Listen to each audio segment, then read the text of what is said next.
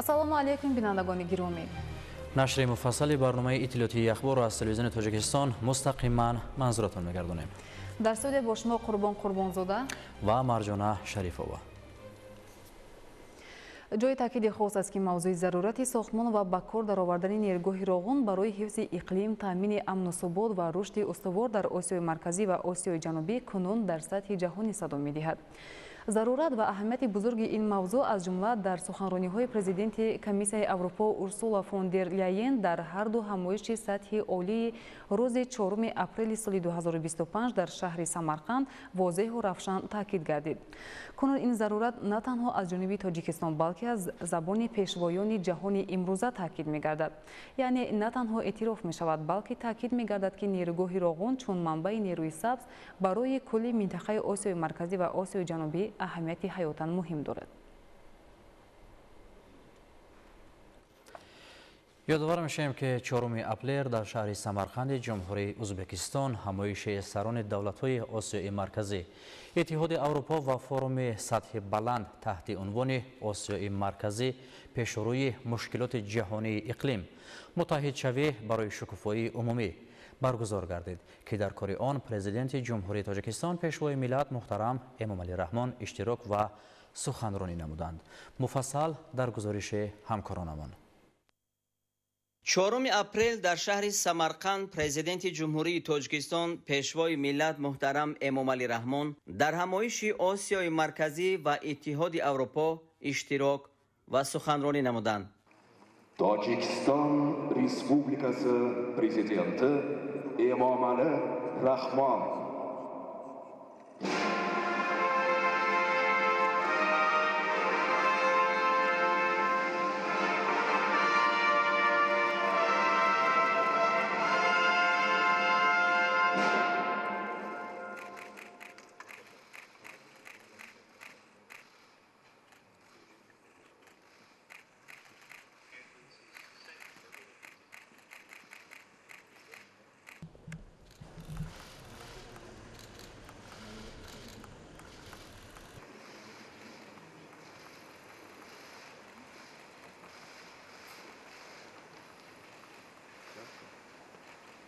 президенти кишвари мо муҳтарам Эмомалӣ Раҳмон рушди муттасили муносибатҳо бо Иттиҳоди Аврупоро дар сатҳи дуҷониба ва бисёрҷониба яке аз самтҳои афзалиятноки сиёсати хориҷии Тоҷикистон номиданд. таъкид гардид ки харитаи роҳ оид ба амиқсозии равобит миёни Осиёи Марказӣ ва Иттиҳоди Аврупо санади калидӣ гардида ҳамкории байниминтақавиро танзим менамояд.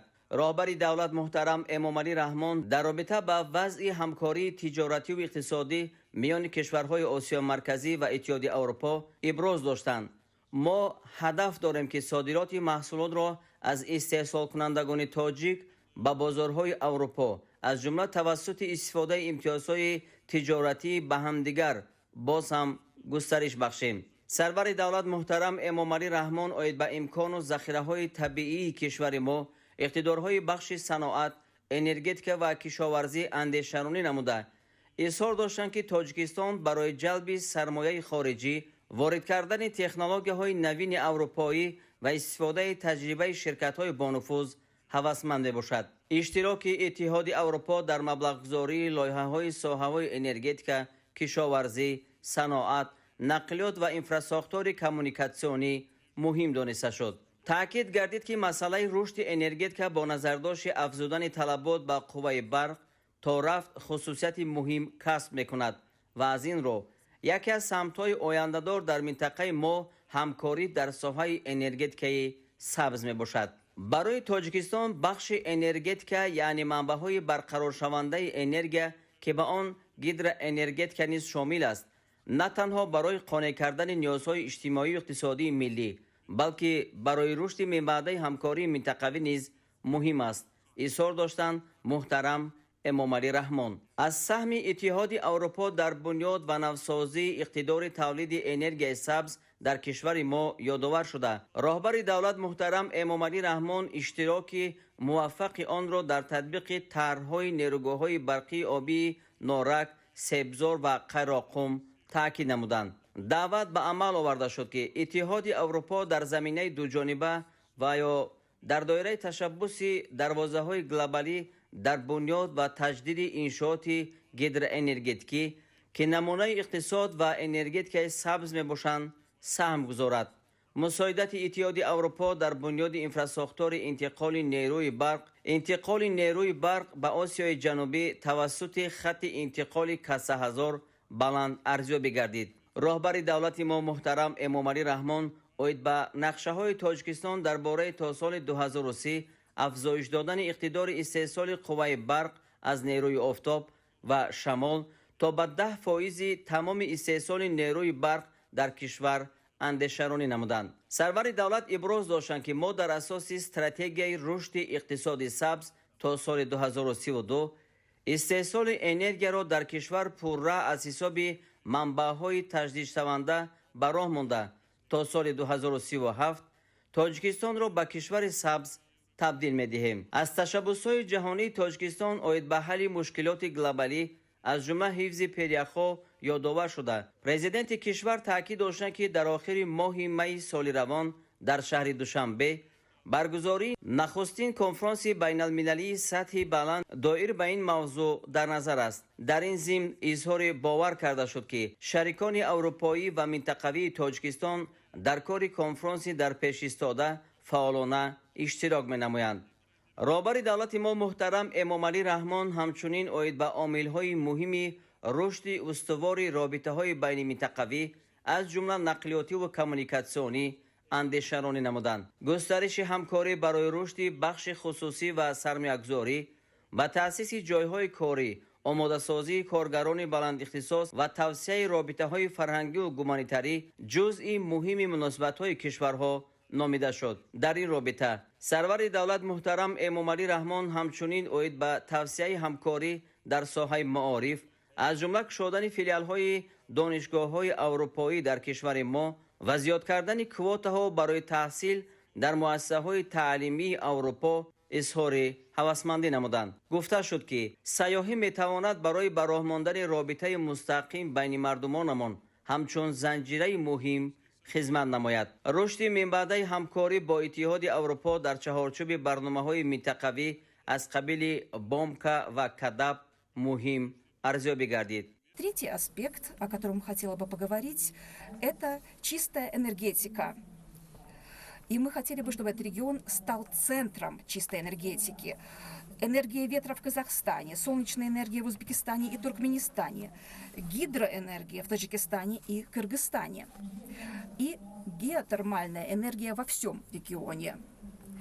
Вы могли бы производить достаточное количество чистой энергии для своей экономики и на экспорт. Вы могли бы часть этой энергии преобразовать в чистый водород.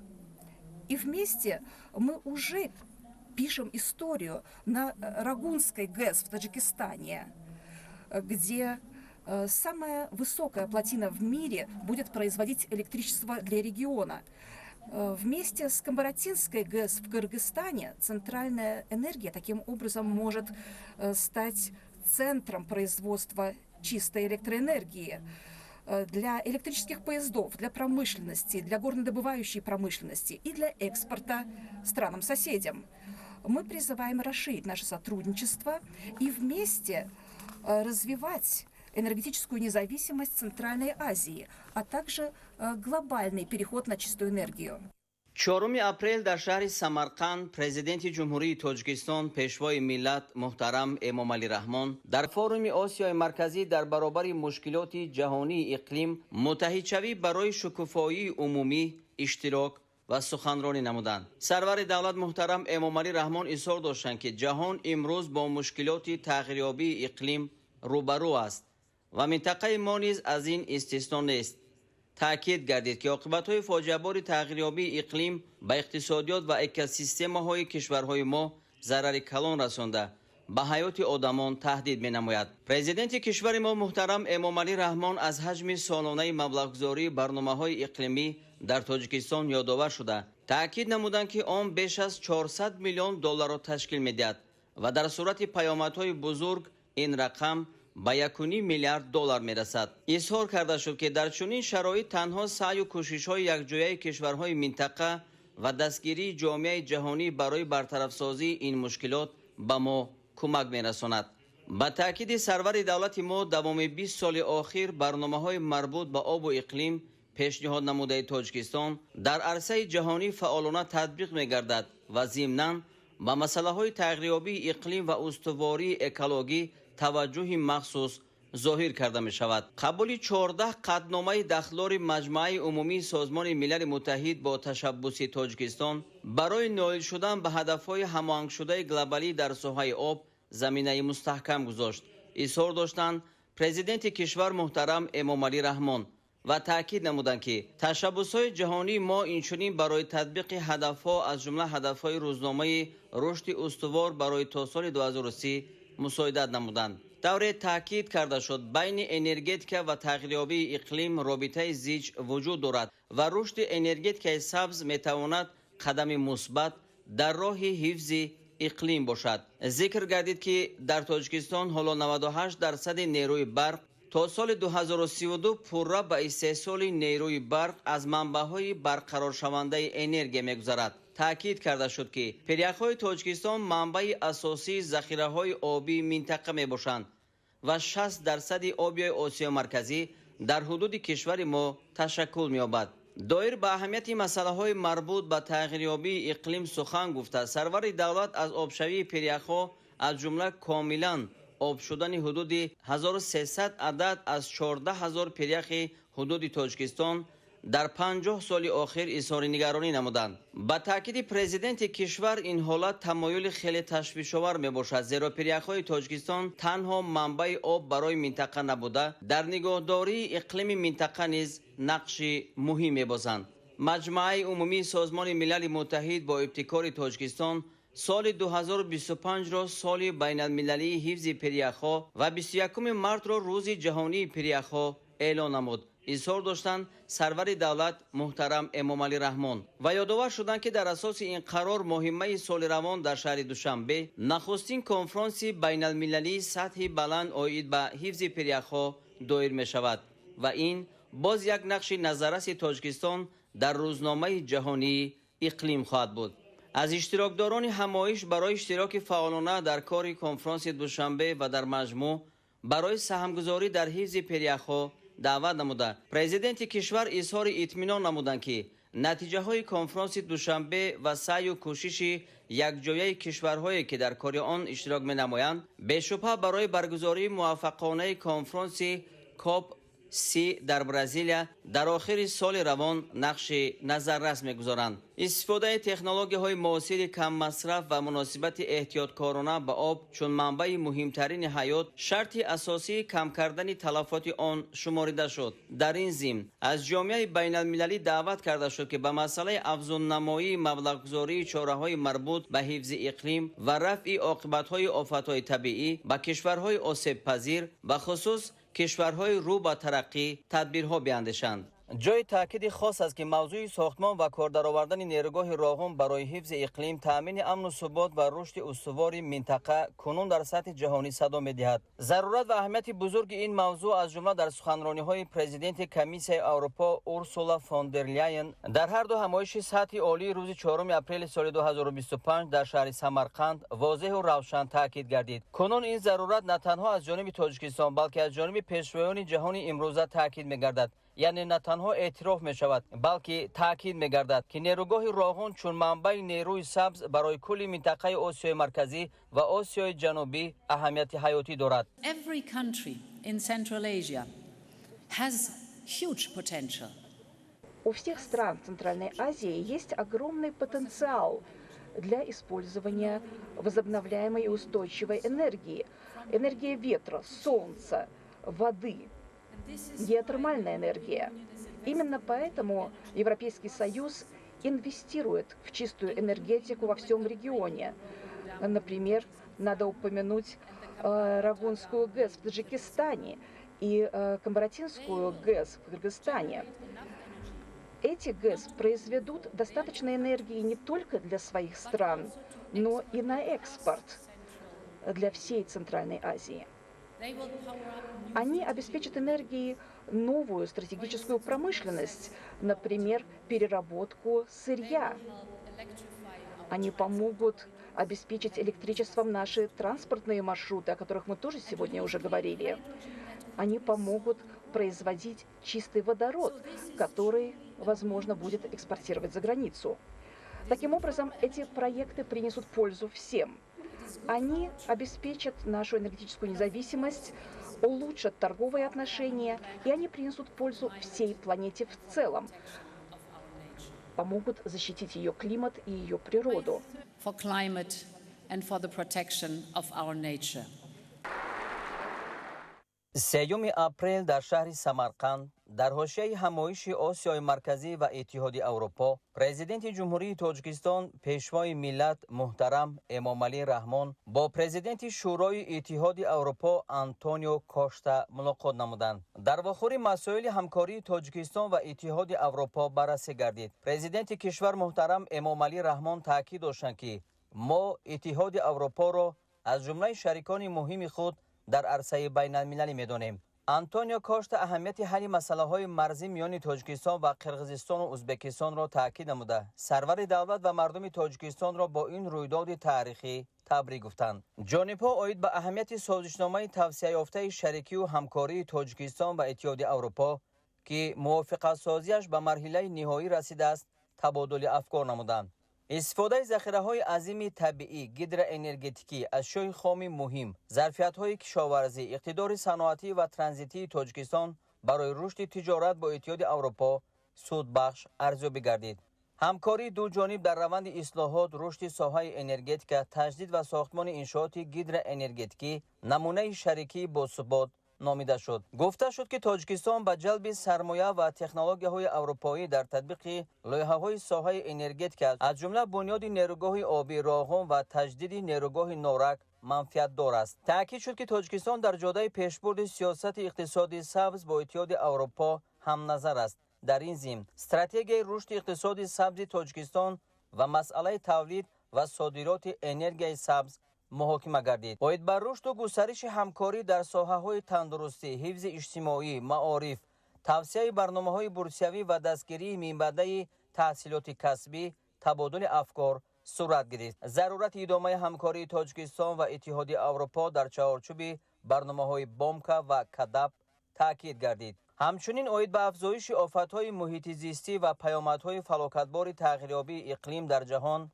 و تطبیق تشبس‌های جهانی تاجیکستان برای حل این مشکلات گفتگوی سودمند صورت گرفت. 3 اپریل در شهر سمرقند در حاشیه همایش آسیای مرکزی و اتحاد اروپا پرزیدنت جمهوری تاجیکستان پیشوای ملت محترم امامعلی رحمان با پرزیدنت کمیسیون اتحاد اروپا خانم اورسولا فون در لاین ملاقات نمودند. در واخور مسائل همکاری تاجیکستان و اتحاد اروپا بررسی گردید. پرزیدنت کشور محترم امامعلی رحمان تاکید داشتند که تاجیکستان از تشبسی به سطح استراتژی برآوردن مناسبت‌ها جانبداری می‌نماید. با توسعه رابطه‌های اقتصادی و تجارتی، جلب سرمایه و تکنولوژی‌های نوی اروپایی به اقتصاد تاجیکستان توجه زیاد ظاهر گردید. مسائل به امضا رساندن سازشنامه توسعه یافته شریکی و همکاری میان تاجیکستان و اتحاد اروپا، همچنین راه‌های تطبیق خریطه راه اید به عمیق‌سازی روابط بین منطقوی از موضوعهای مهمی صحبت بود. تأکید گردید که تاجیکستان برای اشتراک در لایحه علاقه محوروی اتحاد اروپا و آسیای مرکزی آماده است. رشد همکاری در سمت رقم‌کنانی، گزارش به حکومت الکترونی و رشد ذهن صنعی مهم دانسته شد. اهمیت استراتژی اتحاد اروپا برای کشورهای آسیای مرکزی، تشبس نوی دروازه گلوبالی و برنامه‌های بسیار ساله ایندیکاتیوی تأکید گردید. در رابطه با حل مشکلات گلوبالی اظهار باور کرده شد که اتحاد اروپا در کنفرانس بین المللی اید به حفظ پریخ‌ها ماه می سال روان در شهر دوشنبه در سطح مناسب اشتراک خواهد کرد. در شهر سمرقند پرزیدنت جمهوری تاجیکستان پیشوای ملت محترم امامعلی رحمان همچنین با پرزیدنت بانک اروپایی تجدید و رشد خانم عادل رنابسا ملاقات نمودند. طور تاکید گردید در دوره همکاری از جانب بانک اروپایی تجدید و رشد در تاجیکستان 184 لایحه مورد تطبیق قرار گرفته است که مبلغ عمومی آنها به بیش از 1 میلیارد دلار میرسد. این لایحه‌ها اساساً در سمت‌های تحکیم نظام مالیوی، رشد بخش خصوصی و ساحه‌های نقلیات و انرژتیک تطبیق می‌گردند. لایحه‌های مربوط به تامین اهالی با آب و بالابرداشتن سطح خدمت‌رسانی کمونالی از بخش‌های دیگری همکاری تاجیکستان با بانک اروپایی تجدید و رشد ارزیابی گردیده. علاقه‌مندی تاجیکستان بر رشد همکاری تاکید شد. سرور دولت محترم امامعلی رحمان سطح همکاری با بانک را بلند ارزیابی نموده اظهار داشتند که تطبیق لایحه‌های مشترک با نظرداشت تأثیر منفی عامل‌های بیرونه به اقتصادیات تاجیکستان در شرایط کنونی بسیار مهم میباشد. ضرورت گسترش همکاری برای ادامه اصلاحات اقتصادی و تاباور نمودن اقتصادیات تاجیکستان به خطرهای امروزه و جلب مبلغ‌های گرانتی و امتیازناک شریکان رشد تاکید گردید. اظهار باوری کرده شد که همکاری تاجیکستان با بانک اروپایی تجدید و رشد در تطبیق لایحه‌های افضلیت‌ناک در دایره روزنامه سبز من بعد تقویت می‌یابد. 3 اپریل در شهر سمرقند در حاشیه همایش آسیای مرکزی و اتحادیه اروپا، پرزیدنت جمهوری تاجیکستان پیشوای ملت محترم امامعلی رحمان با پرزیدنت جمهوری ازبکستان محترم شوکت میرزیویف ملاقات نمودند. در واخوری وضع و دورنمای مناسبت‌های تاجیکستان و ازبکستان اینچنین مسائل‌های مبرم بین‌المللی و منطقوی بررسی شد. پرزیدنت کشور ما محترم امامعلی رحمان از سرعت رشد همکاری از جمله در بخش‌های اقتصادی و تجارتی و فرهنگی و گومانیتری اظهار قناعتمندی نمودند. شوکت میرزیویف بار دیگر از تأثیراتشان از شورابینی‌های چند پیش در شهر خوجند برگزار شده یادآور گردیده با جریان و نتیجه‌های آنها بهای بلند دادند. از امضای عهدنامه میان جمهوری تاجیکستان و جمهوری ازبکستان درباره مناسبت‌های همپیمانی اظهار قناعتمندی کرده شده و بار دیگر اهمیت آن در رشد همکاری بین دولتی تاکید گردید. با مسائل گسترش همکاری در بخش‌های گوناگون صنعت، تطبیق امکانات صادراتی و سرمایه‌گذاری و وسعت رابطه‌های بین منطقه‌ها توجه زیاد ظاهر گردید. همچنین اید به دیگر موضوع‌های مورد توجه مشترک گفتگوی سودمند صورت گرفت. 4 اپریل پرزیدنت جمهوری تاجیکستان پیشوای ملت محترم امامعلی رحمان پس از انجام سفر کاری و اشتراک در همایش آسیای مرکزی و اتحادیه اروپا و فوروم آسیای مرکزی در برابر مشکلات جهانی اقلیم متحد شوی برای شکوفایی عمومی از شهر سمرقند به وطن برگشتند. در فرودگاه بین المللی سمرقند مهمان عالی قدر پرزیدنت کشور محترم امامعلی رحمان را سروزیر جمهوری ازبکستان عبدالله آریپوف و دیگر نمایندگان والامقام گسیل نمودند.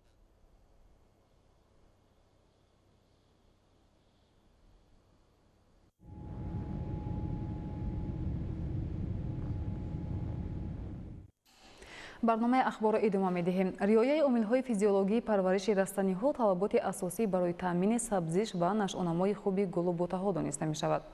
امسال در شهر دوشنبه نزدیک 6 میلیون گل لولا شنیده شده است. تحکیم کارهای آبادانی و سبزخورمگردانی پایتخت مملکت را به مکان اساسی سیر و سیاحت تبدیل داده است. شرح بیشتر در گزارش نوروزشاه عزیزالله. لولا از اویله سوسنیان است که تقریباً از 100 تا 150 نمود دارد.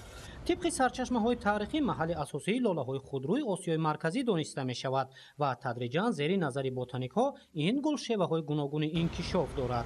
امروز لولا در جهان همچون سرخریدارترین و زیب‌دهنده‌ترین گل برای شهرهای پیشرفته اعتراف شده است.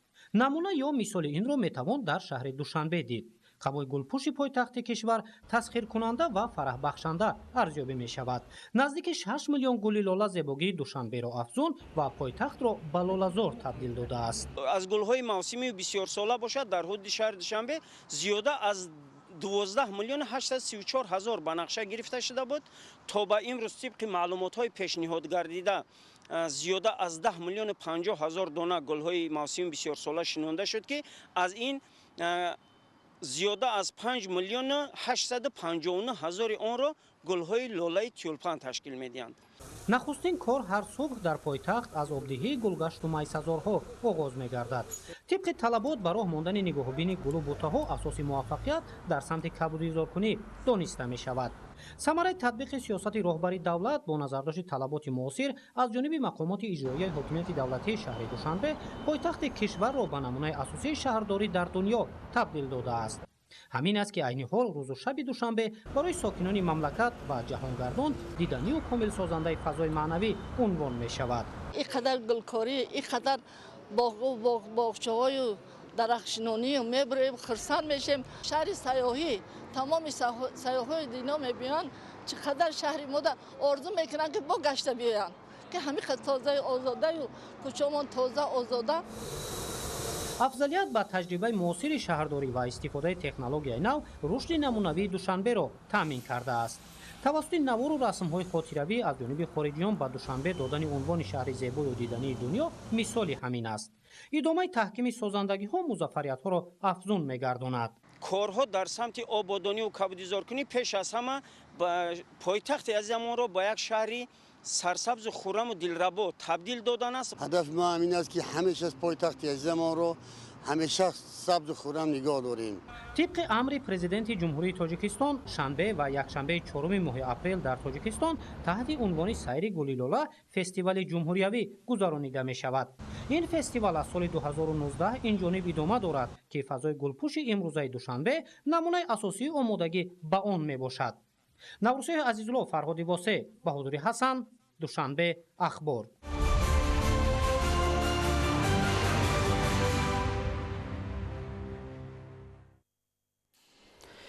خدمت به وطن مادر رسالت فرزندی و قرض شهروندی بوده راهبریت مملکت بابت مهیا نمودن شرایط خوب خدمت حربی در قسم‌های نظامی توجه خاص ظاهر می‌نمایند.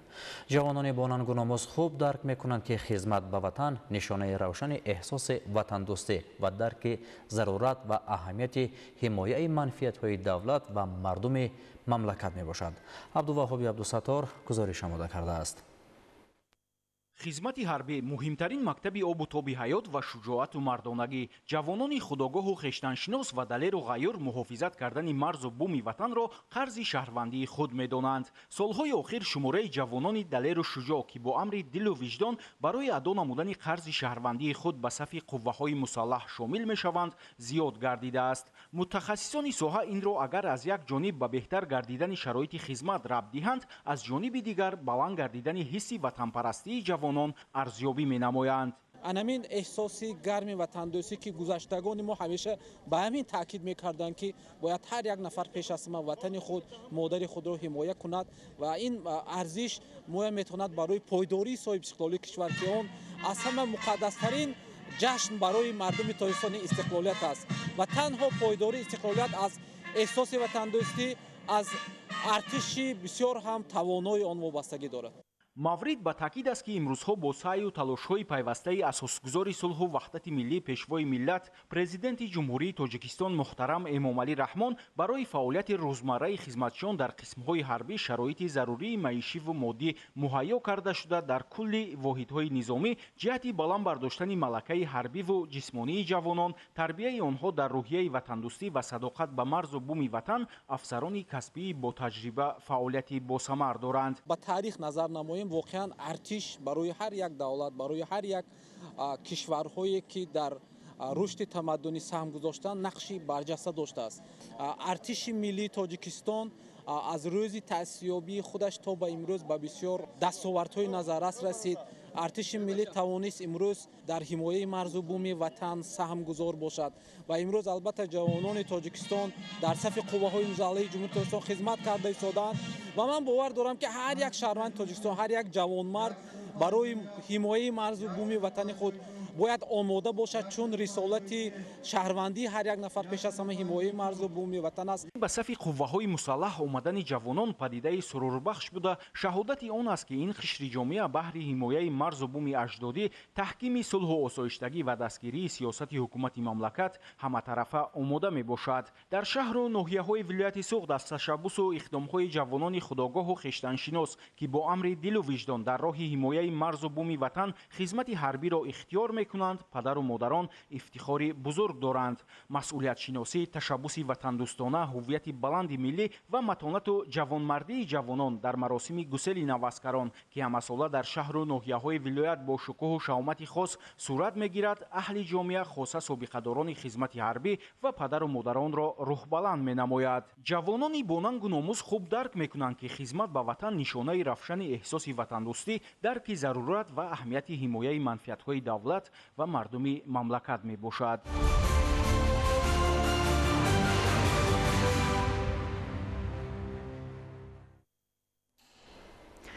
дар ноҳияи ҷайҳон аз 504 иншооти банақша гирифта шуда бахшида ба таҷлили ҷашни бузурги миллӣ 35-солагии истиқлоли давлатӣ то имрӯз бунёди 50% иншоот ба итмом расонида шудааст.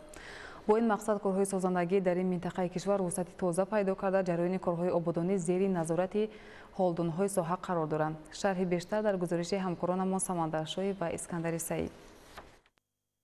рӯз то рӯз ободу зебо гардидани кӯчаву маҳал ва қомат афрохтани бинову иншооти гуногун таъйинот дар ноҳияи ҷайҳон аз ҳисси баланди ободкоронаи сокинонаш дарак медиҳад. ҳоло дар ноҳия бо ташаббуси мақомоти иҷроияи ҳокимияти давлатӣ ва саҳми сокинону соҳибкорон сохтмони биноҳои баландошёнаи истиқоматӣ, марказҳои савдову хизматрасонӣ ва бунёди муассисаҳои нави таълимиву симхонаҳои иловагӣ бо маром идома дошта, ҳадаф ба он равона гардидааст ки ҷашни пурифтихори миллӣ 35-солагии истиқлолияти давлатиро дар сатҳи баланд ва бо дастовардҳои назаррас истиқбол намоянд. баҳри фароҳамсозии шароити кору фаъолият зери сиёсати иҷтимоии ҳукумати мамлакат хоса пешвои миллат дар доираи таҷлили 35-солагии истиқлолияти давлатӣ бинои нави кумитаи иҷроияи ҳизби халқии демократии тоҷикистон дар ноҳияи ҷайҳон бунёд ёфта истодааст ки тӯҳфаи арзишманде баҳри кормандон арзёбӣ мегардад. барои сазовор пешвоз гирифтани ҷашни 35-солагии истиқлолияти давлатии ҷумҳурии Тоҷикистон дар ноҳияи ҷайҳон 504 бинои иншоотро мо ба нақша гирифтем ки аз ин 250 таи он сохта ба истифода додааст ки аллакай 52-53% корро ташкил медиҳад. имрӯз чароғон намудани байни деҳаҳо бисёр бо маром идома дорад ва роҳҳои байни деҳаҳо низ асфалтпӯш карда шуда истоданд ва сафҳолакпӯш намудани ҳудуди ноҳия ва инчунин шаҳрак аллакай ба анҷом расид. корҳо дар ин самт боз идома доранд. таълиму тарбияи насли наврас таҳти таваҷҷӯҳи ҳамешагии ҳукумати кишвар қарор гирифта, дар ин замина дар ҳудуди ноҳия якчанд муассисаву симхонаҳои иловагӣ бунёд мегардад ки баҳри хонандагон заминаи хубе барои донишандӯзии онҳо фароҳам мегардад. бо назардошти таъмини пурраи ҷои нишаст дар назди муассисаи таълимии рақами 1 ноҳия бинои нави иловагӣ иборат аз 10 симхонаи таълимӣ сохтмонаш идома дошта то оғози соли таҳсили 2025-2026 пурра мавриди истифода қарор хоҳад гирифт. дар ин радиф дар заминаи муассисаи таълимии рақами 17 ноҳия бинои нави замонавӣ бо назардошти шароити муосир бунёд ёфта истодааст ки ин ҳам ба хотири беҳбуд бахшидани сифати таълими муҳассилин равона мегардад. бинои тозабунёд аз 17 синфхона, китобхона ва толори хуниш ба инобат гирифта шуда бо ба истифода қарор гирифтани он барои 320 нафар хонанда ҷои нишаст муҳайё мегардад. ба хотири фароҳам овардани ҷои нишаст барои хонандагони мактаби рақами 17 шаҳраки дӯстии ноҳияи ҷайҳон дастури иҷроияи президенти ҷумҳурии Тоҷикистон, дирексияи сохтмонии иншоотҳои ҳукуматӣ, мактаби иловагӣ ба ин мактаби рақами 17 сохтмони нав ба нақша гирифтанд ки он барои боз ҳам беҳтар кардани сифат таълими тарбия дар ноҳия нақши муҳим дорад. мактаб дорои 17 симхона буда аз он 6 та симхонааш барои ҳунаромӯзӣ ва озмоишҳои фанҳои физикаву химия ва биология буда 11 симхонаи дигар таълим мебошад. он барои 320 нафар хонанда ба ҳисоб гирифта шудааст. соҳибкорони ноҳия дар корҳои ободонӣ саҳми арзанда дошта дар баробари бунёди роҳу пулҳо дигар иншооти зарурии хоҷагии халқ нақши муҳим мегузоранд. ҷиҳати таъмини сокинон бо манзили зист дар маркази ноҳия биноҳои баландошёнаи истиқоматӣ марҳила ба марҳила бунёд мегардад ки барои беҳтар намудани сатҳи рӯзгори сокинон мусоидат менамояд. айни замон корҳои сохтмонӣ дар бинои баландошёнаи истиқоматӣ бо маром идома дошта давоми соли ҷорӣ بانکداری مورد استفاده عموم قرار خواهد گرفت. انجام این همه اقدام‌های سازنده که بهر سزاوار استقبال گرفتن جشن باشکوه ملی به نقشه گرفته شده است، از سیاست خلق پرورانه پیشوای معظم ملت سرچشمه گرفته امروزها هر یک ساکن مملکت را بهر دوست داشتن وطن و آباد و زیبا گردانیدن آن راهنمون می‌سازد. سمندر شایف اسکندر سعید، ناحیه جیهون، اخبار.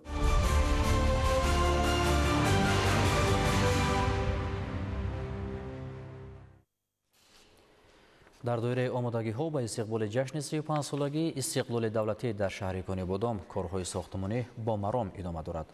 تا امروز بیشتر تدبیرهای سازندگی به افتخار این جشن بزرگ ملی انجام یافته. در باقی مانده انشاءات کار با سطح و صفت بلند جریان دارد. گزارش صابر ایوبی و صاحبان قربانوف.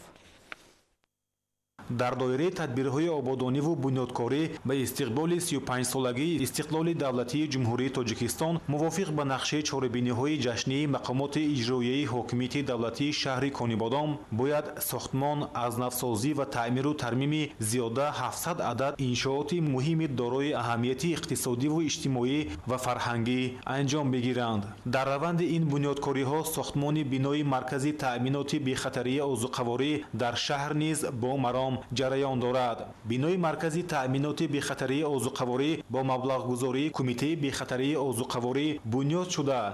در آن برای فعالیت متخصصان شرایط مساعد مهیا کرده می شود.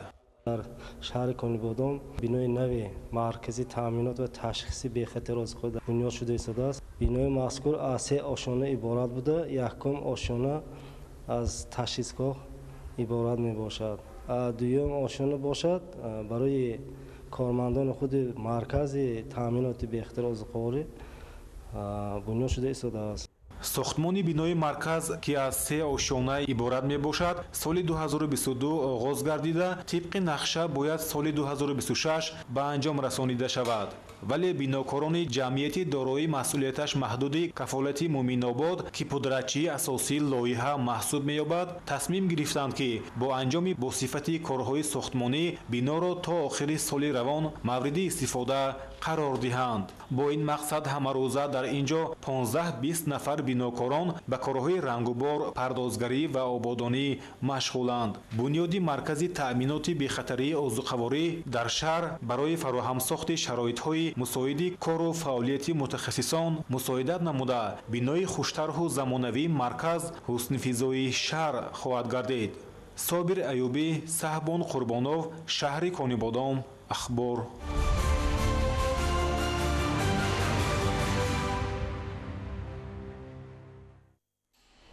رشد اقتصادی رقمی و در این زمینه وسعت یافتن حساب برابرکنی غیر نقدی به افزایش یافتن درآمدهای مالیوی اساس گذاشته است. یعنی شفافیت کاربری سیاست پولی در برابر وسعت یافتن حساب برابرکنی غیر نقدی تامین گردیده است. برتریت گزارش به این شیوه در آن است که هر یک شخص می تواند در دلخواه وقت تمام پرداخت‌های حتمی دولتی را سپارد. شرح بیشتر موضوع در گزارش دلشاد حکیمزاده.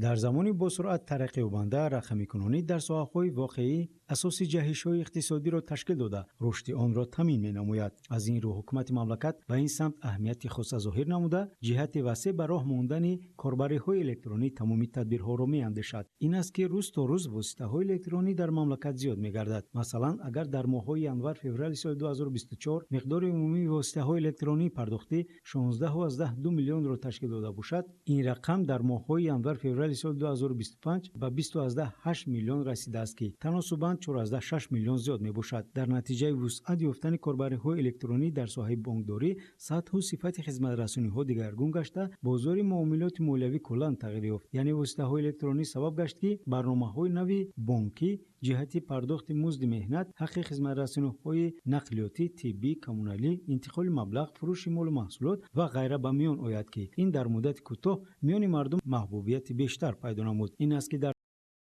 اصول غیرنقدی معاملات مولوی فراوان به کار برده می شود. طبق معلومات اگر در ماه‌های ینور فوریه سال 2024 در جمهوری تاجیکستان شماره عملیات توسط واسطه‌های الکترونی پرداختی 25.2 میلیون را تشکیل داده باشد، امور مذکور در ماه‌های ینور فوریه سال 2025 مجموعاً به 31.4 میلیون برابر گشته است که نسبت به همین دوره سال گذشته 6.2 میلیون زیاد می باشد. حجم مولوی عملیات توسط واسطه‌های الکترونی پرداختی در این دوره تقویت یافته تناسباً 47.2% زیاد گشته است. یعنی اگر حجم مبلغ عملیات توسط واسطه‌های الکترونی پرداختی در ماه‌های ینور فوریه سال 2024 14.6 میلیارد سومانی را تشکیل داده باشد، این رقم در ماه‌های ینور فوریه سال 2025 به 21.5 میلیارد سومانی برابر گردیده است که 6.9 میلیارد سومانی زیاد می باشد. یکی از عامل‌های مهمترین باز هم وسعت یافتن کاربری‌های الکترونی معاملات مولوی مهیا بودن اینفراساختور ساحه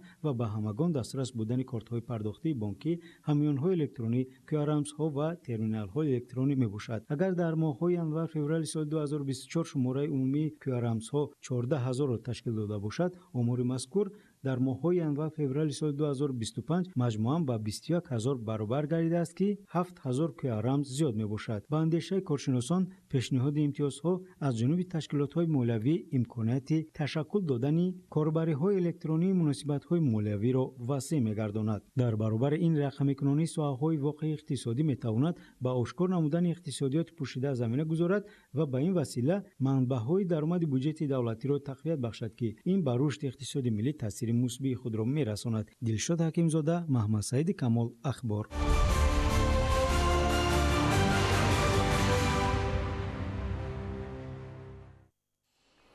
наврӯз ҳамчун ҷашни байналмилалӣ ин шабрӯзҳо дар тамоми гӯшаву канори мамлакат тантана дорад. ин иди нигон ки мардумонро ба иттиҳодию сарҷамъӣ талқин мекунад, сол то сол ба худ шаҳомати хоса касб намуда истодааст. ҳамкоронамон аз тантанаҳои ҷашни наврӯз аз шаҳру ноҳияҳои мамлакат гузориш омода карданд. дар шаҳри ҳисор ҷашни наврӯзи байналмилалӣ таҷлил карда шуд. дар чорабинӣ намояндагони вазорати корҳои хориҷӣ инчунин сафирони давлатҳои хориҷа низ иштирок намуданд.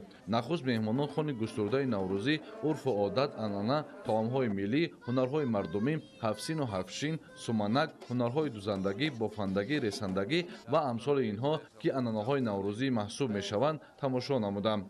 меҳмонон аз ҳавои тантана ва барномаҳои наврӯзӣ ба ваҷд омада кулли сокинони сарбаланди тоҷикистонро бо фарорасии наврӯзи дилафрӯз табрик гуфта, ба хонадони онҳо ризқу рӯзии фаровон, сулҳу дӯстӣ, ваҳдату ҳамдилӣ ва бахту саодати рӯзгори ободро таманно намуданд. маврид ба таъкид аст ки ҷашни наврӯз дар сиёсати хориҷии тоҷикистон ба унсури калидии дипломатияҳои фарҳангӣ табдил ёфтааст. ҳамасола баргузории ҷашни наврӯз бо иштироки намояндагони кишварҳои мухталиф, сафирон ва ташкилотҳои байналмилалӣ имкони муаррифии фарҳанги ғанӣ ва суннатҳои миллии тоҷиконро фароҳам меорад. дар муносибатҳои муосири байналмилалӣ наврӯз ҳамчун унсури нерӯи нарм мебошад. бо таъкиди иштирокчиёни чорабинӣ, эътирофи байналмилалии наврӯз ки дар натиҷаи талошҳои пайгиронаи президенти ҷумҳурии тоҷикистон пешвои миллат муҳтарам Эмомалӣ Раҳмон ба даст омадааст, имкон додааст ки кишвар ҳамчун ташаббускор ва пайрави арзишҳои умумибашарии наврӯз дар арсаи байналмилалӣ шинохта шавад. ин амр дар навбати худ ба тақвияти мавқеи тоҷикистон дар созмонҳои байналмилалӣ мусоидат намуда, барои густариши ҳамкориҳои минтақавӣ ва байналмилалӣ заминаи мусоид фароҳам меорад. дар идомаи чорабинии дона баҳри болидарӯҳии меҳмонон, ҳунармандони қасри фарҳанги шаҳри ҳисор сурудҳое ки тараннумгари ҷашни наврӯзи байналмилалӣ сулҳу дӯстӣ, инчунин анъанаҳои хоси наврӯзро таҷассум мекард, манзури иштирокчиён гардонида шуд. дар боғи ирами шаҳри душанбе вобаста ба ҷашни байналмилалии наврӯз бо иқдоми кумита оид ба таҳсилоти ибтидоӣ ва миёнаи касбии назди ҳукумати ҷумҳурии тоҷикистон фестивали ҷумҳуриявии муассисаҳои таҳсилоти ибтидоӣ ва миёнаи касбии ҷумҳурии тоҷикистон таҳти унвони наврӯз пайвандгари қалбҳо ва тамаддунҳост баргузор гардид. дар чорабинии мазкур омӯзгорону таълимгирандагони муассисаҳои таълимии зертобии кумита оид ба таҳсилоти ибтидоӣ ва миёнаи касбӣ бо намоиши дастовард ва ҳунарҳои худ фазои боғи Ирамро куллан тағйир дода ҳашамату зебогии тозае ба он зам намуданд ки бисёр фараҳбахшу дилписанд буд. ҳар як муассиса кӯшиш намуд ки дар намоиши ҳунарҳои мардумӣ маҳорати рақобатпазирии худро нишон диҳад ва ба ҳамагон дараҷаи қобилияти омӯзгорону таълимгирандагонашонро муаррифӣ созад. гуфта шуд ки боиси сарфарозист ки бо ташаббусу иқдомҳои асосгузори сулҳу ваҳдати миллӣ пешвои миллат президенти ҷумҳурии Тоҷикистон муҳтарам Эмомалӣ Раҳмон ҷашни миллии таърихии халқи тоҷик яъне Наврӯзи фархундапай аз ҷониби Созмони Милали Муттаҳид ҷашни байналмилалӣ эълон гардид. тавре президенти ҷумҳурии Тоҷикистон пешвои миллат муҳтарам Эмомалӣ Раҳмон таъкид доштанд ба ҳайси ҷашни ҷаҳонӣ пазирифта шудани Наврӯз нишонаи он аст ки одамони сайёра ба ин оини воқеан ва моҳиятан фарҳангиву инсонпарварона эҳтиром доранд ва онро ҳамчун воситаи сулҳу субот, покиву садоқат ва зебоиву бедорӣ эътироф менамоянд. орзуманди онам ки ҳамеша фазои диёрамон софу беғубор ва зери роҳбарии фарзанди фарзонаи миллат, асосгузори сулҳу ваҳдати миллӣ, пешвои миллат, президенти ҷумҳурии Тоҷикистон муҳтарам Эмомалӣ Раҳмон ҳамеша сабзу хурам бимонад. фалак базми тараб дорад зи Наврӯз, замин бас тобу таб дорад зи Наврӯз. нигоҳ кун дашту саҳрои ватанро, гулистони аҷаб дорад зи Наврӯз. дар ҳар гӯша баҳри дар сатҳи баланд таҷлил намудани Наврӯзи байналмилалӣ тамоми суннатҳои мардумии Наврӯзи бостонӣ, оростани дастархон бо 707 таомҳои миллӣ, нону кулчақандҳои омоданамудаи кадбонуҳо бо сабки махсуси идона ба номоиш гузошта шуд. дар баробари ин иштирокдорон сарҷамона суманакпазӣ карда ҳар гуна таомҳо дар шакли табиӣ тайёр намуданд ки барои тамошобинону меҳмонон бисёр диққатҷалбкунанда буд. ҳар як муассисаи таълимӣ меҳмононро бо шеру суруд ва савту садои идона истиқбол намуданд, яъне мерақсиданду бозӣ мекарданд, то ки хурсандии хешро барои ҷаҳонӣ гаштани Наврӯзи Хоҷастапай нишон диҳанд. қобили тазаккур аст ки Наврӯзи байналмилалӣ дар боғи Ирами пойтахти мамлакат бо истифодаи унсурҳои фаромиллӣ ҷашн гирифта шуд ки ин нишона аз ҷаҳонӣ гардидани ҷашни пуршукӯҳи Наврӯз мебошад. маълум гардид ки ҳар як нафар аз ҷаҳонӣ шудани ин ҷашни аҷдодӣ ифтихор намуда аз ин шукӯҳу ҷалоли хосаи дастоварди арзишманди таърихӣ ки дар натиҷаи азму талош ва пайгирии чандинсолаи пешвои миллат президенти ҷумҳурии Тоҷикистон муҳтарам Эмомалӣ Раҳмон ба даст оварда шудааст, шукрона мекарданд. бояд гуфт ки Наврӯз ҷашнест ки дар меҳвари асосии он инсонгароӣ, табиат ва меҳнатдӯстӣ қарор дорад ва мардумро ба некӯкорӣ, ҳамдигарфаҳмӣ, кӯмак ба ятимону ниёзмандон, ободкориву хайру сахо, сарсабзиву шукуфоии кишвар даъват намуда баҳри ҳар як иқдоми нек заминаи мусоидро фароҳам меорад. намоиши пуршукӯҳи ҳунарҳои мардумӣ бо таҷассуми расму оин, суннатҳои миллӣ ва барномаҳои ҷолиби ҳунарӣ Наврӯзи байналмилалӣ дар қушунҳои сарҳадии Кумитаи давлатии амнияти миллии ҷумҳурии Тоҷикистон бо услуби хос таҷлил карда шуд. дар ин рӯз чун оини наврӯзӣ бозиҳои варзишӣ пешниҳод гардида бо фараҳмандӣ ва бедоршавии табиат хони наврӯзӣ бо ҳафсину ҳафшин ороста шуд. ҳамчунин дар вазъияти тантанавӣ ба 24 нафар собиқадорон ва хизматчиёни ҳарбии қушунҳои сарҳадӣ калиди хонаҳои хизматии истиқоматӣ супорида шуд. ҳукумати ҷумҳурии Тоҷикистон баҳри таъмини шароитҳои муосири хизматию маишии хизматчиёни ҳарбӣ тадбирҳои муҳим меандешад. таъкид гардид ки дар замони соҳибистиқлолӣ бо талошу корнамоиҳои президенти ҷумҳурии Тоҷикистон пешвои миллат муҳтарам Эмомалӣ Раҳмон ҷашни Наврӯз аз нав эҳё шуда мақоми байналмилалиро соҳиб гашт. бо ҷаҳонӣ шудани ҷашни Наврӯз рисолат ва нақши он дар самти густариши ҳамкорию табодули фарҳангҳо, ҳусни тафоҳуми байни миллатҳо ва таҳкими сулҳу субот дар байни халқҳои олам боз ҳам тақвият пайдо намуд. ба муносибати ҷашни Наврӯзи байналмилалӣ байни сарбозон мусобиқаҳои гуногуни варзишӣ хоса гӯштин гузаронида шуда ғолибон бо тӯҳфаҳои хотиравӣ қадрдонӣ шуданд. ин тадбир ҷиҳати таъмини солимӣ ва ҳавасмандгардонии сарбозон мусоидат менамояд. наврӯз баёнгари тафаккури таърихӣ, симои маънавӣ, сиришти ахлоқӣ, орзую ормон, расму оин, ҷаҳонбинию ҷаҳоншиносии миллат буда дар тӯли мавҷудият арзишҳои фарҳангию миллиро дар таркиби худ ҳифз кардааст. наврӯз бо таърихи бой ва анъанаҳои хоси мардумӣ аз рӯзи пайдоиш то паҳншавӣ фалсафа, ҳикмат ва оини сирф мардумӣ дошта то ба имрӯз такмил ёфтааст. ҷашни наврӯз ҳикмати бузургу фалсафаи зиндагӣ ва сарнавишти мардуми мо аст ки ҳастии моро тақвият бахшида ҳамеша некию саодатмандӣ ва барору муваффақият меорад. дар агентии захираҳои моддии давлатии назди ҳукумати ҷумҳурии Тоҷикистон ҳамоиши идона ба ифтихори ҷашни Наврӯзи байналмилалӣ доир шуд. зикр гардид ки аз баракати соҳиби истиқлолии Тоҷикистон ва сиёсати хиратмандонаву фарҳангпарваронаи президенти ҷумҳурии Тоҷикистон пешвои миллат муҳтарам Эмомалии Раҳмон ҷашни Наврӯз бо тамоми расму суннатҳои дерини худ эҳё шуда дар Тоҷикистон ва берун аз он бо шукӯҳу шаҳомати хоса таҷлил мегардад. бо фаро расидани Наврӯз табиат зинда гардида, гармӣ бар сардӣ, рӯшноӣ ба торикӣ, ҳаракат ба оромӣ пирӯз мегардад. тибқи анъанаҳои неки наврӯзӣ бо фарорасии фасли баҳор дар ҳар хонадони мардуми Тоҷикистон айёми кишту кор ва дигар корҳои ободонӣ, шинонидани ниҳолу гулбутаҳо, тоза кардани наҳру ҷӯйҳо, покиза кардану ба тартиб овардани манзили зист, оростани кӯчаву хиёбонҳо, сарсабзгардонӣ ва намуди идона бахшидани ба шаҳру деҳот оғоз мегардад. гуфта шуд ки Наврӯз ёдгори беназири ниёгони мо буда далели бузурги ҳастии бостонии ин миллати кӯҳанбунёд ва исботи равшани ҷаҳонбинии илмии ниёгони мо мебошад. Наврӯз на танҳо ҷашну шодмонӣ, балки муаррифгари таъриху фарҳанги бузурги мо дар сатҳи ҷаҳонист. Наврӯз танҳо як ҷашни табиат нест, балки рамзи ваҳдат ва ҳамбастагии мардумон низ ба шумор меравад. дар ин рӯз дилҳо ба ҳам наздик мешаванд, душманон дӯст мешаванд ва меҳру муҳаббат зиёд мешавад.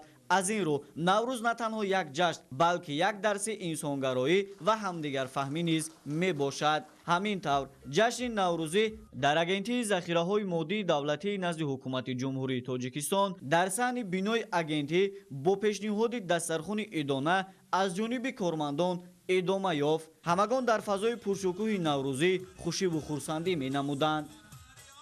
ҷашни наврӯзи байналмилалиро кормандони комбинати полиграфии шаҳри Душанбе, маркази технологияи иттилоотӣ ва коммуникатсия, нашрияҳои омӯзгор, маърифати омӯзгор ва маорифи Тоҷикистони Вазорати маориф ва илми ҷумҳурии Тоҷикистон дар сатҳи баланд таҷлил намуданд. таъкид гардид ки Наврӯзи ҷаҳонафрӯз ҳамчун ҷашни қадимаву таърихии ниёгони баруманди тоҷик дар дарозои таърих марҳила ба марҳила рушду инкишоф ва дар замони муосир ба омили муттаҳидсозу ҳамбастагии башарият табдил ёфтааст. зеро ин ҷашни таърихиву деринаи мардуми тоҷик тавъан ба бедоршавии табиат буда ифодагари дӯстию рафоқат, сулҳу ваҳдат, ростию покизагӣ ва бахту саодати инсонҳост.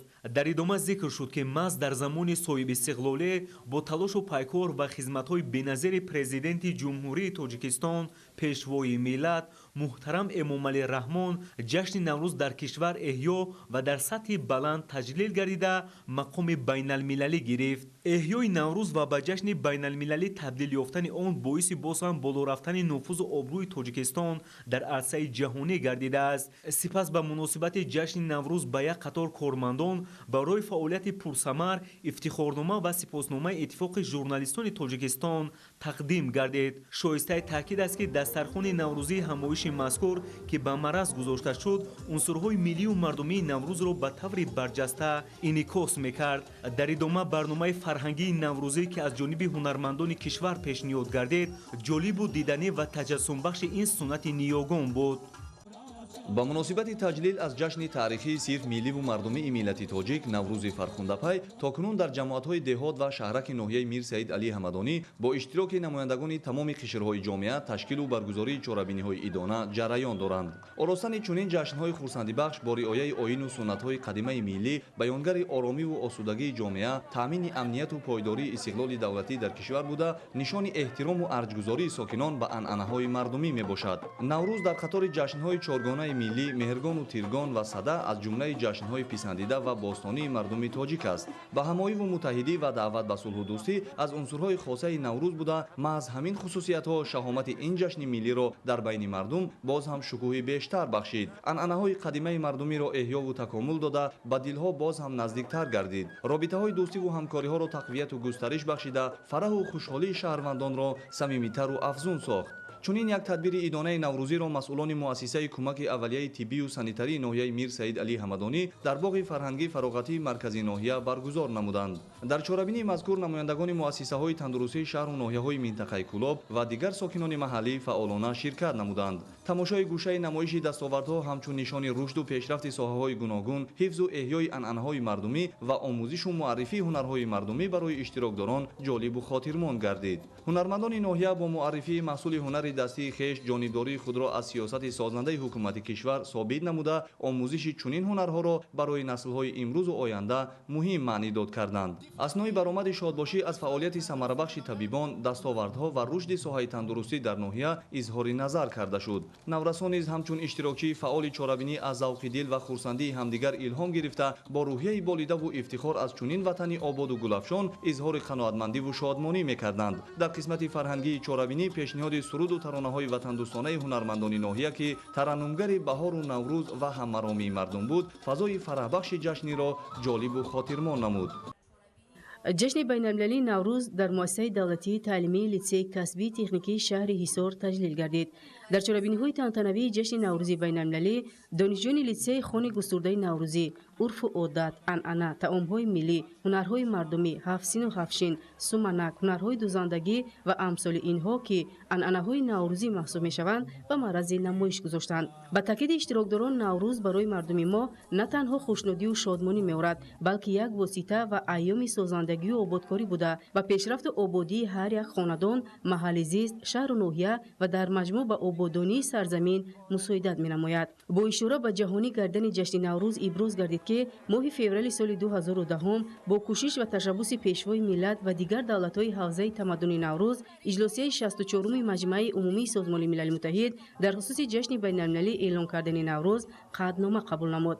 با این جشن فرخنده نوروز به جشن جهانی تبدیل یافت و اکنون در تمام جهان تجلیل کرده می شود. سپس برنامه رنگین تئاتری نمایش داده شد. از جانب خوانندگان صاحب استعداد مؤثر برنامه رنگین فرهنگی فراغتی که فراگیر شعر و ترانه‌های نوروزی و رقص و سرود بود پیشنهاد گردید. جشن نوروز بین المللی را ساکنان جماعت دهات مهرآباد ناحیه فیض‌آباد در سطح بلند تجلیل نمودند. نوروز تجسمگر حکمت بزرگ اجدادی، رمز احیای طبیعت، مهر و محبت، دوستی و وحدت و آغاز امید و آرزوهای نو می باشد. با تشبث پرزیدنت جمهوری تاجیکستان، پیشوای ملت محترم امام علی رحمان، نوروز در دوران صاحب استقلالی تاجیکستان احیا گردیده در ردیف جشن‌های بزرگ جهانی قرار گرفته است. نوروز یکی از جشن‌های ملی مردم نیاگان ما به حساب رفته دارای تاریخ هزار ساله ها می باشد. در تاریخ فرهنگ مردم ما هیچ یک عنعنه و رسم و آیین چون جشن خجسته‌پای و فرخنده نوروز عزیز و ارجمند و کهن‌تر نیست. فضیلت نوروز همچون جشن پیوند انسان با طبیعت در وسعت عملهای سازندگی و آبادکاری افاده می‌یابد. از این رو مردم ما چون عنعنه و پیشواز نوروز منزل و کاشانه و کوچه و محل زیست خود را تازه و آباد می‌کنند. زیرا فیض و برکت در جایی است که پاکیزگی و آبادی باشد. در قسمت آخر بهر بالیدروحی اشتراکداران برنامه رنگین کنسرتی برگزار گردید. ساکنان ناحیه نورآباد جشن نوروز را با شکوه و شهامت خاص استقبال گرفتند. فرارسی جشن نوروز همه ساله برای مردم این دیار زیبا منظر فیض و برکت و شادی و خرسندی می‌آورد. این است که مردم ناحیه نورآباد با دستگیری از سیاست سازنده رهبریت دولت و حکومت جمهوری تاجیکستان بر صلح و ثبات و پیشرفت اقتصادی کشوری عزیزمان سهم باسزای خود را می‌گذارند. نوروز واقعاً جشن عمومی بشری است. این جشن نیاگان در طول موجودیتش از دانش و رسوم، اخلاق و معرفت بهره‌ور شده، عنعنه‌های نیک گذشتگان را تا این زمان آورد و این جشن اجدادی چون درخت بزرگ معرفت و عنعنه و رسم و آیین‌ها و خیرخواهی و خیراندیشی است. سخن نکو گفتن، کینه نورزیدن و صبح دهان شیرین کردن و با سخن زیبا بیرون آمدن برای انسان‌ها شرف و سعادت بزرگ است. تنتنه‌های نوروزی با اشتراک نمایندگان کسب و کار گوناگون و اینچنین مهمانان در سطح بلند تشکیلی خیلی هم خاطربان برگزار گردید. در آغاز چاره‌بینی مسئولین مقامات محلی، تشکیلات و اداره و مهمانان از نمایش هنرهای مردمی کاسبان، استاهای چیره‌دست و نقاش، کنده‌کاری، دوزندگی و سمنک‌پزی کدبان‌های جماعت‌های شهرک و دهات دیدن کردند. در رسته‌های علاهیده آموزگاران و خوانندگان مؤسسه‌های تعلیمی، کالج مهندسی، مرکز کسب آموزی، مکتب اینترنت جمهوروی، اینچنین ورزشگران دستاوردهای خود را به معرض تماشا گذاشته بودند. محفل‌های سازمان داده هر یک تشکیلات و اداره، مکتب و بیمارخانه به تنتنه‌های ادانه شکوه و شهامت تازه می‌بخشید. محض با تشبث پیشوای ملت، پرزیدنت جمهوری تاجیکستان محترم امامعلی رحمان نوروز جشن جهانی شده آن را در تمام منطقه‌های کشورمان با تنتنه استقبال می‌گیرند. نوروز نیاگان با آمدن خود مردم ما را به کشت و کار و سرعت بخشیدن کارهای سازندگی هدایت می‌کند تا بهر فراوانی دسترخوان پرناز و نعمت و آبادی کشور عزیزمان اهلانه کار و پیکار کنیم. نوروز اصلا عید فرارسی بهار و احیاشوی طبیعت، آغاز کشت و کار و شنانیدن نهال برابرشوی شب و روز است. مرد دهقان با امید حاصل فراوان به زمیندان می‌پاشد تا باشد که نوروز این ساله برای تمام مردم کشورمان سال پرفیض و بابرکت گردیده جشن 35 سالگی استقلال دولتی جمهوری تاجیکستان را با دستاویزهای ارزنده استقبال نماییم. در این روز مبارک هنرمندان با برنامه رنگین خود سرشار از محبت به نوروز نوبهار خاطر اهل چاره‌بینی را شاد کردند. бахшида ба истиқболи ҷашни наврӯзи байналмилалӣ чорабинӣ ва маҳфилҳои идона дар муассисаву ташкилотҳои гуногуни мамлакат бо риояи ҳама оину анъанаҳо ва унсурҳои хоси наврӯзӣ ки миллати тоҷик аз давраҳои дури таърихӣ то ба имрӯз дар аснои таҷлили чунин иду ҷашнҳо риоя мекунанд баргузор гарда истодааст. дар доираи тантанаҳои идона бахшида ба таҷлили наврӯзи байналмилалӣ дар муассисаи таҳсилоти миёнаи умумии рақами 15 шаҳри душанбе чорабинии фарҳангиву фароғатӣ баргузор гардид. дар чорабинӣ масъулини муассиса омӯзгорону хонандагон ва намояндагони касбу кори гуногун иштирок намуданд. чорабинӣ бо омодагии ҳамаҷонибаи омӯзгорону хонандагон дар сатҳи баланди тантанавӣ доир гардид. оростани хони ҳафсину ҳафшин чун рамзи хоси наврӯзӣ ва ҳузури иштирокдорон бо либосҳои идона ба ҷашнгоҳ зиннати хос зам намуд. зимнан таъкид гардид ки дар замони истиқлоли давлатии ҷумҳурии тоҷикистон дар заминаи эҳё ва инкишоф додани анъана ва маросими аҷдодию миллӣ ба наврӯз таваҷҷӯҳи ҷиддӣ зоҳир мешавад. дар гӯшаву канори мамлакат ба расму оинҳои хос наврӯзро ҷашн мегиранд. чунин идҳо дар заминаи ниёзҳои иҷтимоии муайян ба вуҷуд омада дар ҷомеа нақшу вазифаи мушаххас доранд ва аксаран унсурҳои муҳими шурӯи таърихии миллатро ташкил медиҳанд. моҳиятан идҳо ҳадафу вазифаи таъмини эҳтиёҷоти эстетикию маънавӣ, ваҳдатофаринӣ, омили ғизобахшии равонӣ ва тарбияи маънавию ахлоқиро доранд ки дар ин маврид ҳама онҳоро ҷавобгӯ ба ниёзҳои башарӣ ҳастанд. дар фарҷоми чорабинӣ ҳунармандон бо сурудҳои ватандӯстонаву васфи наврӯз таъби ҳозиринро болида намуданд.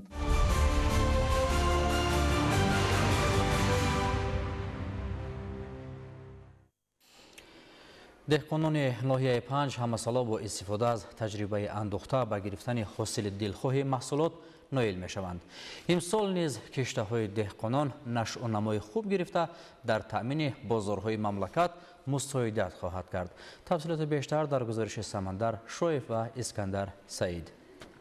чунин нашъунамо ва фаровонии ҳосили пиёз дар ноҳияи 5 аз риояи баланди агротехникаи кишту парвариш дарак медиҳад.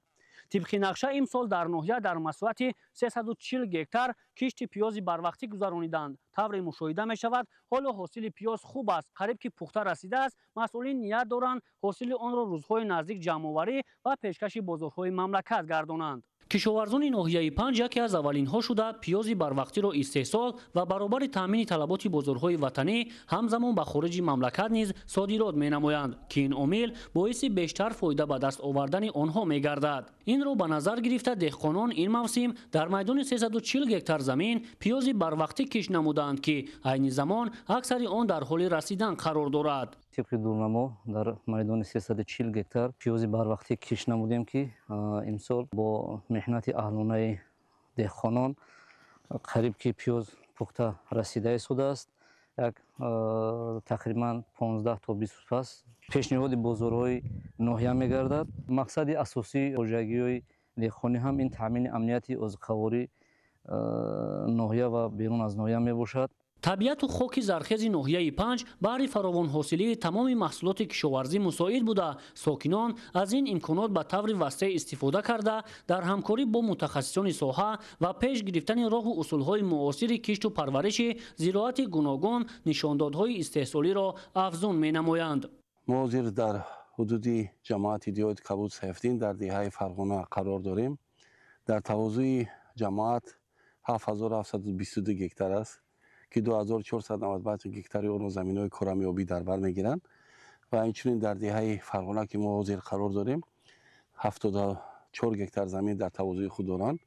این سمتی سبزوادکاری، کارتوشکا پروری و شما امروز شاهد حال هستین که دهقانا خوب مهنت کردن و من با اطمینان کامل گفته میتوانم که با مهنت خواجگی‌های دهقانی جماعت دیهات کبود سیفدین ما میتوانیم چی بازاری داخلی ناحیه و جمهوری رو با محصولات پیاز کارتوشکا تامین نماییم چون که حاضر خیلی که حاصلناکی را در همبستگی دیدیم قریب 60-65 تن از یک گکتار پیاز ما گرفته میتوانیم. дар хоҷагиҳои деҳқонии ҷамоати деҳоти ба номи кабуд сайфиддинови ноҳия мушоҳида гардид ки деҳқонон нисбат ба замин дилгармии зиёд дошта ҳар қитъаи онро пурмаҳсул ба кор мебаранд. тавре иброз шуд бо таҷдиди хоҷагиҳои деҳқонӣ сол то сол сатҳи рӯзгори аҳли заҳмат беҳтар гашта дар ин замина бо истеҳсоли маҳсулоти фаровону хушсифат бозорҳои мамлакат ғанӣ гардидааст. сабаб ва омилҳо барвақта расидани пиёз дар он аст ки имсол боду ҳаво хуб омад нисбати соли гузашта ва рӯз ба рӯз сол ба сол хоҷагиҳои деҳқонӣ бо кӯшиш мекунанд ки мисол тухмиҳои хушсифат истифода баранд, технологияи замонавии қадим мисол кадом намуди доруҳоро истифода баранд. ҳамин ба он оварда расонд ки имрӯз хоҷагиҳои деҳқонӣ мо аз заминҳои худ ҳосили хуб мегиранд ва фоидаи нағз мебинанд. имрӯзҳо охирин марҳилаи ғизодиҳӣ ва обмонии пиёз дар ноҳия ҷараён дошта деҳқонон мақсад доранд то охири моҳи равон ба ҷамъоварии он оғоз бахшанд то сокинони мамлакатро бо ин намуди маҳсулоти тару тозаи барвақтӣ таъмин созанд. Самандар Шоев, Искандари Саид, ноҳияи 5, Ахбор.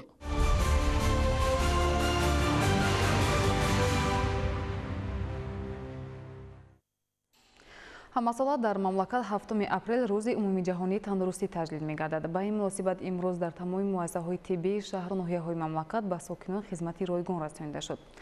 маълумоти бештар дар гузориши ҳамкорони мо.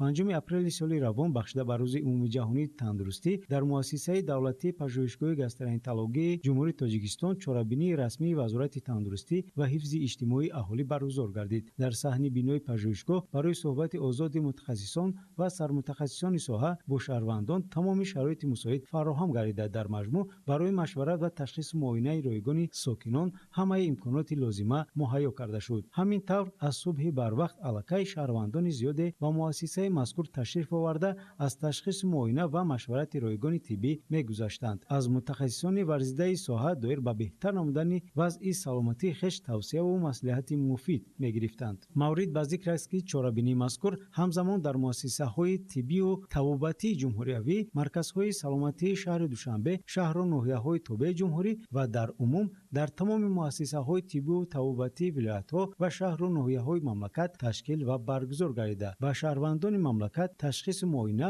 ва машварати ройгон расонида шудааст. дар воқеъ яке аз хусусиятҳои хоси роҳандозӣ намудани чунин чорабинии густурдаи тиббӣ аз он иборат аст ки дар ин рӯз ҳама мутахассисон дар як ҷо ҷамъ мешаванд ва шаҳрвандон бо онҳо дар мавриди вазъи саломатии хеш суҳбат мекунанд.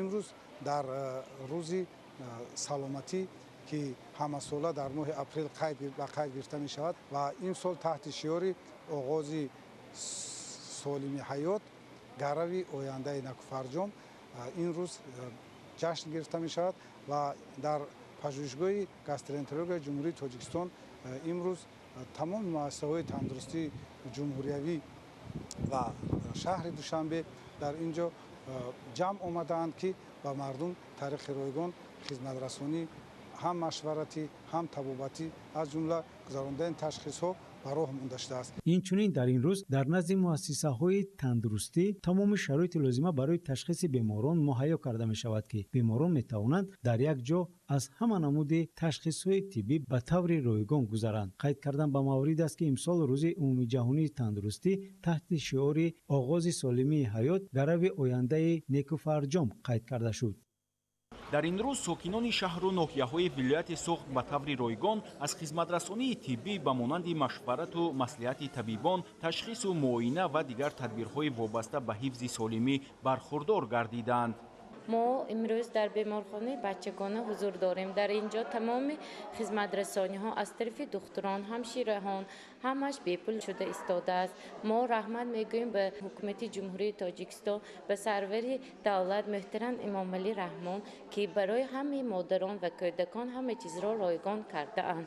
در جمهوری تاجیکستان به رشد ساحه تندرستی توجهی بیشتر روانه گردیده، با بنیاد اینفراساختور ساحه مطابق نمودن سطح و صفت خدمترسانی طبی به زمان معاصر و تامین مؤسسه‌های تندرستی با دستگاه و لوازمات زمانوی امکان فراهم گردید که سالمی جامعه حفظ کرده شود.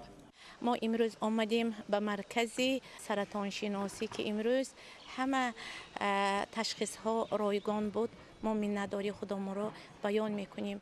طبیبان ابراز داشتند که اکثر ساکنان از بیماری خود سری وقت آگاه نمیشوند و این باعث طول کشیدن طبابت میگردد. دریافت سری وقتی هر گونه بیماری ها و مرحله های اولی آن کاری طبیبان را آسان و به زود شفا یافتن بیماران تأثیری مثبت میرساند. با مقصد تامین سالمی اهالی حکومت جمهوری تاجیکستان یک قطار برنامه و استراتژیاها را قبول نموده در دایره اصلاحات و دیگر تشبس‌های سازنده به رشد ساحه تندرستی افضلیت بیشتر می‌دهد. فراگیری عمومی به خدمترسانی طبی مجموعه چاره‌بینی‌های را در بر می‌گیرد که به پیشگیری، تشخیص و طبابت بیماری‌ها روانه گردیده است.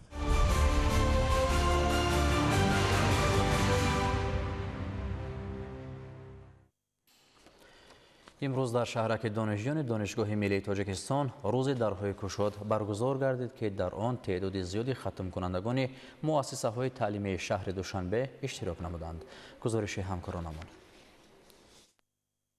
دانشگاه ملی تاجیکستان با نفوذترین پایگاه علمی و تعلیمی با مقصد جلب داوطلبان ختم کنندگان مؤسسه های تحصیلات میانه عمومی کشور طریق مرکز ملی تستی نزد پرزیدنت جمهوری تاجیکستان با دانشگاه ملی تاجیکستان امروز در شهرک دانشجویان دانشگاه روزی درهای گشاد دایر شد. در این زمینه داوطلبان با دستاوردهای علمی و تعلیمی، آموزگاران و کارمندان، دانشجویان، صنفخانه‌های معاصر، آزمایشگاه‌ها، کتابخانه، خوابگاه، پارک تکنولوژی اختصاص‌ها و در مجموع شرایط و امکانیت‌های معاصر دانش اندوزی دانشگاه شناس شدند.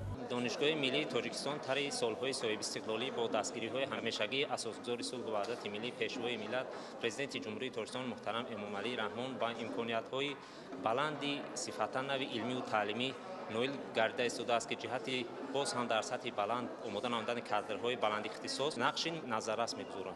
امروز در اساس نقشه چاره‌بینی‌های ریاست دانشگاه ملی تاجیکستان در دانشگاه روزهای درهای گشاد برگزار گردید. در این چاره‌بینی امروزه محصلین ختم کنندگان تمام مکتب‌های میانه شهر دوشنبه اشتراک نمودند. نوبسته از آنکه که قبلا با ابتکاری ریاست دانشگاه جهت باز هم معرفی کردن امکانات‌های تعلیمی دانشگاه از جانب استادان دانشگاه به شهر نویا سفربر گردیدند و با بوکلت و معلوماتنامه معرفی کننده دانشگاه امکانیت‌های تعلیمی دانشگاه را معرفی نمودند. در ادامه مسئولان دایر به فعالیت و دستاوردهای دانشگاه به داوطلبان معلومات پیشنهاد نموده تاکید داشتند که امروزها دانشگاه ملی تاجیکستان با یک زمره دانشگاه‌های خارجی شهرنامه‌های همکاری دارد و دانشجویان لیاقتمند می‌توانند تحصیل خود را در خارج مملکت نیز ادامه دهند. تاکید گردید که دستپروران این بارگاه علم و معرفت در رشد پیشرفت تاجیکستان سهم ارزنده دارند. دانشگاه ملی تاجیکستان دارای 19 فاکولته، 126 کافدرا، انستیتوت علمی تحقیقاتی، لیسه رویه طبیعی و ریاضی، کتابخانه‌های معاصر، دانشکده تکمیل اختصاصی آموزگاران مؤسسه‌های تحصیلات عالی کسبی، دانشکده تعلیمی و فرهنگی کمپوتسی، آزمایشگاه‌های معاصر تعلیمی و تحقیقاتی، مرکزهای اینترنتی و زبان‌آموزی، سیمخانه‌های کامپیوتری، کابینت‌های لینگوفونی، سه پایگاه تجربه آموزی، بنگاه طبی، کلینیکای حقوقی، مجمع بزرگ ورزشی و میدانچه فوتبال و والیبال میباشد. ذکر شد که در دانشگاه نزدیک به 23000 نفر دانشجو در درجه‌های اکادمی بکالور، متخصص و ماجستراتورا با زبان‌های تاجیکی، روسی و انگلیسی به تحصیل فرا گرفته شدند. اکادمیک‌ها و پروفسوران و آموزگاران دارای درجه و عنوان‌های علمی به دانشجویان دانش و تجربه می‌آموزند. دانشگاه ملی تاجیکستان از بانفوذترین مؤسسه‌های تحصیلات عالی کسبی در جمهوری تاجیکستان منطقه و سطح بین‌المللی به حساب می‌رود. چون که دانشگاه در عرصه بین‌المللی یکچند برنامه‌های خود را از اکسس بین‌المللی گذرانده. امروز از خارج کشور نیز داوطلبان برای تحصیل کردن در دانشگاه حجت‌های خود را پیشنهاد می‌کنند و نتیجه آن است که امروز زیاده از 300 نفر شهروندان خارجی در دانشگاه ملی تاجیکستان به حیث دانشجو و محقق و کارآموز فعالیت می‌کنند. برای تدریس دانشجویان در دانشگاه زیاده از 250 نفر دکتران علم اکادمیک عضو وابسته و همزمان زیاده از 650 نفر نامزدان علم پی تدریس و تحقیق قرار دارد. در همه سمت‌های فعالیت خواجگی خلق امروز دانشگاه ملی تاجیکستان متخصص تیار می‌کند که ختم کنندگان این دانشگاه در تمام ساحه‌های خواجگی خلق همزمان در سطح بین‌المللی بیرون از خارج کشور فعالیت می‌کند که این از آن شامل است که دانشگاه ملی تاجیکستان نه اینکه متخصص برای بازار مهنت داخلی بلکه برای خارج کشور آماده می‌کند. دانشگاه ملی تاجیکستان دارای پایگاه‌های تعلیمی و تجربوی در موضع‌های زیبا منظر رامید، دهه‌های زیده و تکابی ناحیه ورزاب میباشد. در دانشگاه ملی تاجیکستان با مقصد شناسایی پیدا نمودن با کارنمایی‌های بی‌نظیر پیشوای ملت محترم امامعلی رحمان، مرکز علمی تحقیقاتی و آثارخانه پیشوای ملت فعالیت می‌کند. در دانشگاه استودیوی تعلیمی تلویزیون و رادیو فعالیت می‌کند. وابسته به طلبات بازار مهنت داخلی و خارجی، چندی از اختصاص‌های دانشگاه از اکریدیتاسیای بین‌المللی، اگنتی مستقل اکریدیتاسیا و ریتینگ گذشته صاحب شهادتنامه گردیده است. دانشگاه ملی تاجیکستان شرایط معاصر علم آموزی، کفالت رشد ذهنی و پیشبرد فعالیت نظر است در ساحه‌های افضلیتناک.